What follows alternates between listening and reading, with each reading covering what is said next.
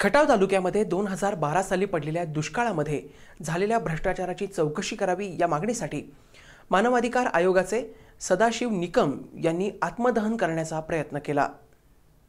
सातारा जिल्ह्यातील खटाव तालुक्यात 2012 साली मोठा दुष्काळ पडला होता। शासनाने दुष्काळग्रस्त तालुक्यात टँकर चालू केले होते। यामध्ये मोठा भ्रष्टाचार झालाय, याची चौकशी व्हावी यासाठी वारंवार तहसीलदार यांना निवेदन देऊन कारवाई होत नसल्याने मानवाधिकार संघटनेचे सदाशिव निकम यांनी रॉकेल अंगावर ओतून आत्मदहन करण्याचा प्रयत्न केला।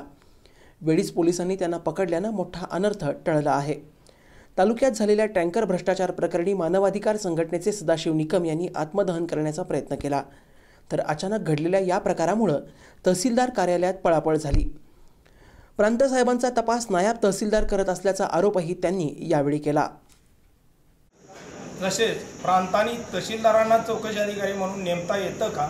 आणि जर तहसीलदार प्रांताची चौकशी करीत असतील तर मग तहसीलदारांची चौकशी कोणी कोतवालांनी करायची का? अशा प्रकारे हे शासन अशा पद्धतीनं कार्य करून सदर प्रकरण हे दडपण्याचा प्रयत्न करीत आहे।